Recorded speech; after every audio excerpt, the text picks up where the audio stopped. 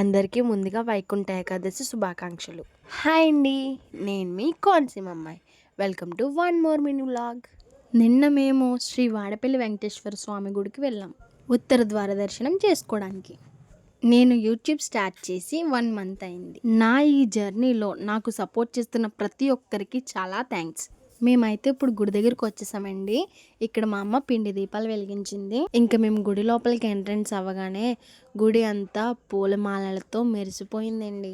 దర్శనం అయితే చాలా బాగా జరిగిందండి. స్వామివారిని చాలా బాగా అలంకరించారు. మీలో ఈ వైకుంఠ ఏకాదశికి వాడపల్లి ఎంతమంది వచ్చారు? కామెంట్ సెక్షన్లో కామెంట్ చేయండి.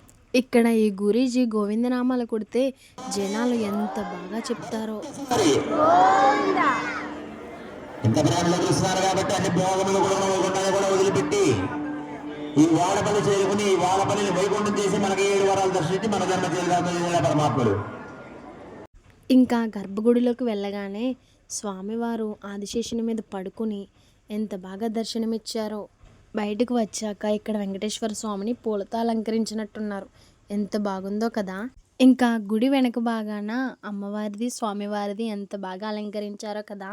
అలాగే ఈరోజు మా ఇంటి దగ్గర ఉన్న ఆడవాళ్ళందరూ శ్రీ అయినవెల్లి విఘ్నేశ్వర స్వామి వారి గుడికి సేవకి వెళ్ళారండి. ఈ విఘ్నేశ్వర స్వామి గుడిలో ప్రతిరోజు నిత్యాన్నదానం జరుగుతుందండి. ఇక్కడ మా వాళ్ళందరూ సేవ చేశారు. ఇక్కడ సేవ అయిపోయాక ఇంక మేము ఇంటికి వచ్చేసాం. మళ్ళీ ఈవినింగ్ మా రామాలయంలో భజన ఉంది.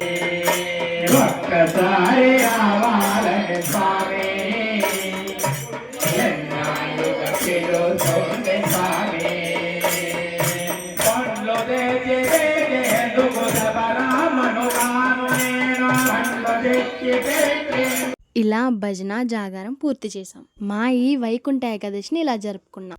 మళ్ళీ నెక్స్ట్ మినీ వ్లాగ్లో కలుద్దాం. Until then bye bye. Thanks for watching. Govinda Govinda.